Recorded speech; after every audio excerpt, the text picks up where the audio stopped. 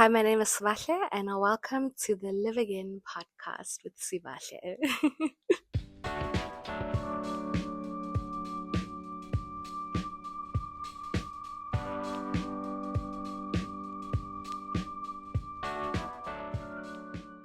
I have joined the gang of people who hold microphones with the random objects fantastic. Don't be confused by the spatula, okay? The spatula is holding my microphone. So if you're watching on video, you'll see that I have a spatula in my hands, but it's there on purpose, fantastic. It's here to hold my mic, so please don't be distracted by it.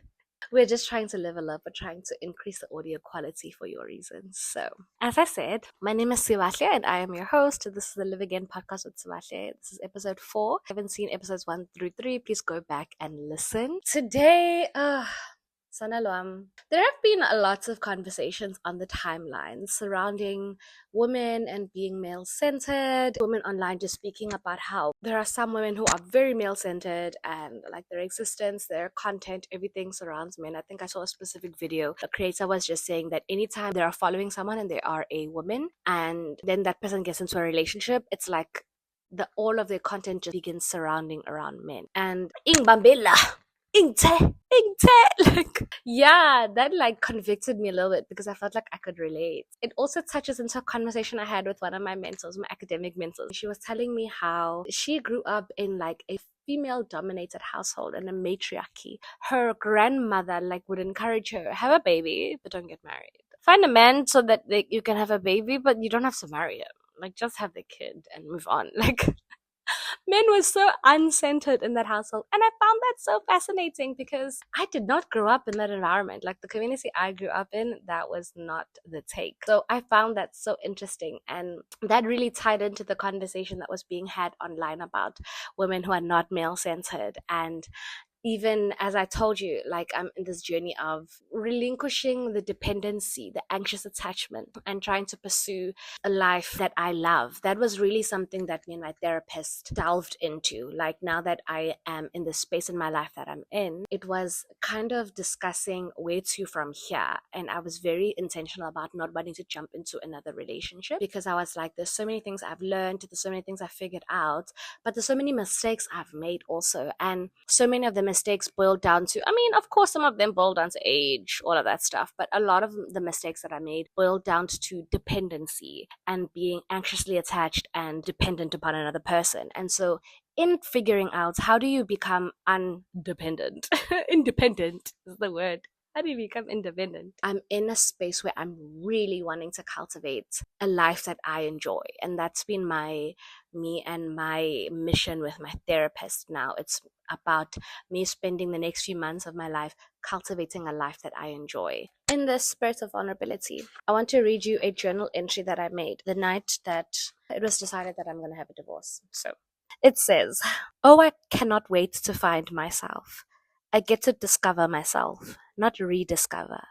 I'm not trying to find and imitate an old version of me. I'm leaving the old behind, but I'm going to try new things and discover what 27-year-old Sibahle likes, what she dislikes, what her hobbies are. I'm going to try new things. I'm going to build a new life, a big life, a full life. I'm going to travel, join travel groups, travel alone. Perhaps I will resign and go to do a PhD full-time in another country. I don't know. The options are endless. The world is my oyster. I am accountable to no one. I can make decisions for myself, and I want to be bold enough to be able to rebuild, to rid myself of everything should need be, to be bold enough and make myself proud. I can't wait to see who I've become and what I do, the places I will see and the people I will meet." You can imagine out of all of the things to be writing, like you would think that you're journaling and crying about how horrible it feels and how sad you are and all of that stuff. But I felt liberated. I felt like I get a chance again to try and live and live for myself. Not that marriage is prison, it's not, but it does require you to think not just for yourself, but to think for someone else. You never make an independent because you become one. Like you're no longer an individual, you are one with your person. It's a beautiful entity, but it does require self-sacrifice. So I found myself in the next few months going from that moment of self discovery, that moment of like, aha, I get to rediscover myself, I get to focus on me. And I went from that huge moment of independence and celebration to, as the months unfolded, kind of just looking forward to, okay, who am I going to marry? And it's like I found myself back into the rat race of male centeredness, back into the rat race of like looking forward to a relationship again. It didn't sit well with me. Why have I found myself back here again where I'm like somewhat pandering towards the male gaze? How did we end up here?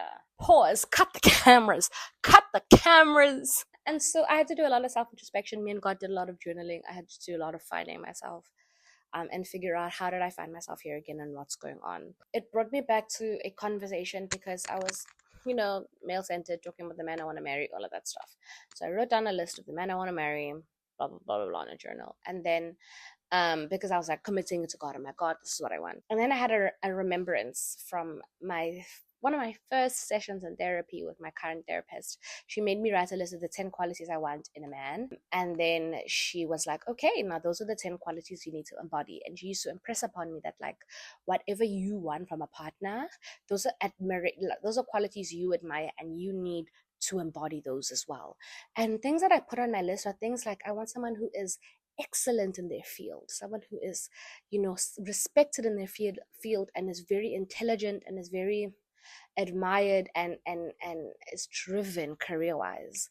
And I was like, but I'm not that way. Like I work, but like so much of my life is in a limbo state. Like, yes, I want wealth, but like I want a man that's wealthy. He gonna make me wealthy. You know what I mean? Like, yes, I want a man that's career driven, but why don't I want to be career driven? Why don't I want to be wealthy? Why must I wait for a rich man to marry me? Why, as Cher said, why am I not the rich man? See what I'm saying? So in writing that list and reflecting upon it, I really had to think about that and be like, why am I looking for these amazing qualities in a man and not embodying them myself?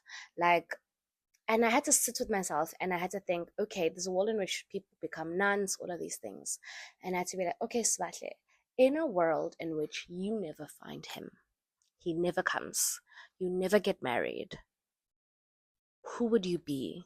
What would you do? I need to start investing yesterday. Like, I need to put money aside and prioritize investing. I need to climb the corporate ladder. I need to build. I need to work towards my first house.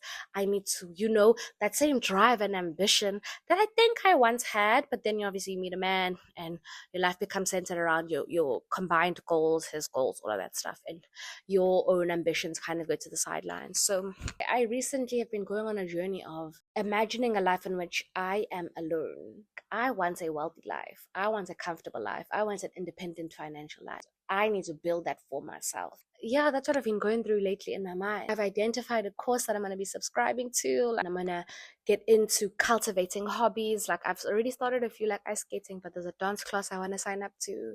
I want to do cooking classes, all of this stuff. As I said in that journal entry, building a full life, building a life that is full of me and things I love and self discovery. And I think that's the beautiful thing about being single, guys. Singleness isn't a waiting period for a man, it is you embodying your life, living your life to the fullest. A life where you are the rich man that comes to save you. A life where you have hobbies, you have friendships that are fulfilling. You were born to be more than someone's person. God made you because you have things to offer the world.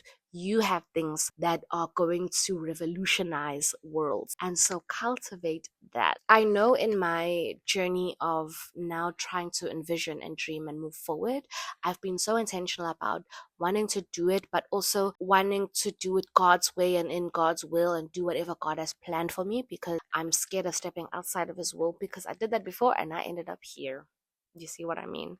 And so I was like, I really don't want to do that again. And so I made my wishes and I made my desires known and I presented them to God and I stood still. And that's a problem. Like, it's good to present your petitions towards God, but unfortunately, God isn't going to send Gabriel down and give you a word.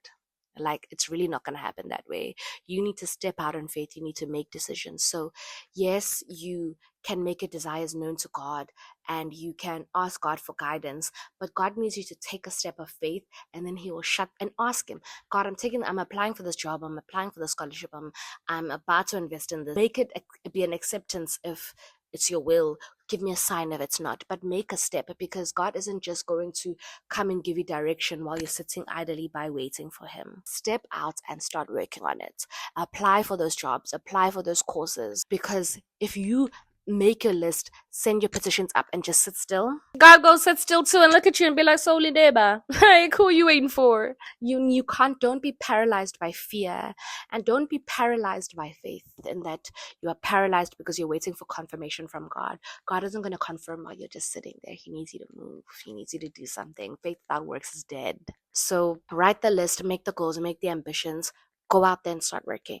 Go out there and apply. Go out there and start researching. As you research, God will reveal things that make sense, things that interest you, things that pique your interest. Step out in faith, ask for confirmation. Then you will be able to start living. And I think that's where I was messing up for a long time, is that I made my wish, presented my petitions, and then I sat back for the past few months, and I've been waiting for God to confirm and speak and direct. And God's like, "Sissy, do something." Don't be paralyzed by faith. Don't be so paralyzed about not wanting to make the wrong step and not wanting to live outside of God's purpose that you don't live at all. God will reveal his purpose to you while you live, if you ask him for the direction, and if you keep yourself in a receptive spirit to hear from him. That's the tea for today.